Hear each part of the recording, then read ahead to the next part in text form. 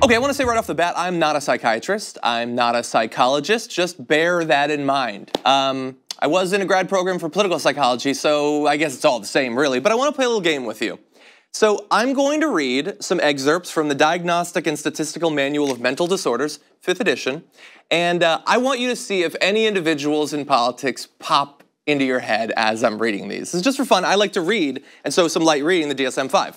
So this is the diagnostic criteria for narcissistic personality disorder. That's our theme for today.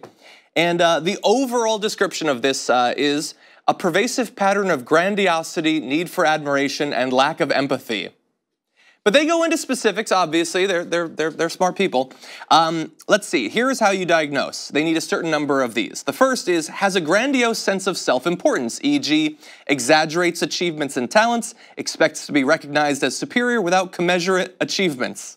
That's a fun one. You got anybody? Anybody pop? Well, we'll continue. Preoccupied with fantasies of unlimited success, power, brilliance, beauty, or ideal love.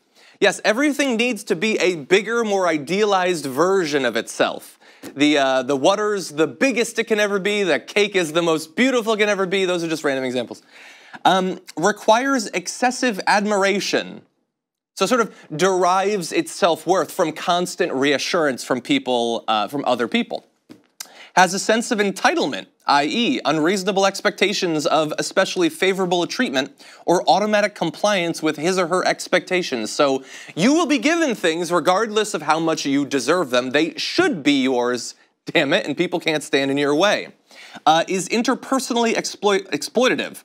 Takes advantage of others to achieve his or her ends. So sees other people not as individuals deserving of respect in their own right, but means to an end for your own goals. Let's see, lacks empathy, is unwilling to recognize or identify with the feelings and needs of others. Now that, I think, takes two interesting forms from my point of view. One is not caring about people that are both not unlike you, but also, for the most part, just are not you. But then also, when attempting to appear to have empathy, not being able to really do it in a convincing manner, and saying weird general things that don't get across actual empathy for other people who might be suffering. Let's see, is often envious of others or believes that others are envious of him or her. So that can be like attacking people for their own achievements. Like, for instance, if you were a politician and you felt like John McCain was getting a lot of respect, you would attack them and bring them down because you are jealous of what they have been able to achieve.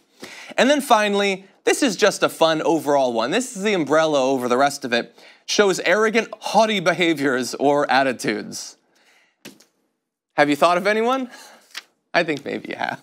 Anyway, look, I obviously can't diagnose anyone of any sort of mental conditions. I'm not qualified to do that with narcissistic personality disorder or literally anything else. But while you might not be a psychiatrist or a psychologist either, you're probably a reasonable person. You're probably a reasoning person who could take a look at this and say that it's pretty safe to say that this is true of quite a few politicians.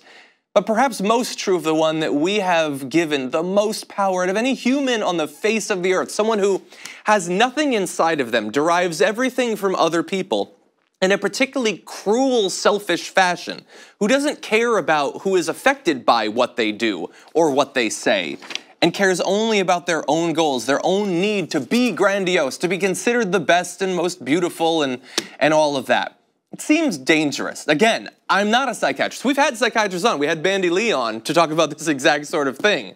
But it's something to bear in mind. As we continue to have conversations about the 25th Amendment and all of that, it's possible that there's something scientific underlying those concerns.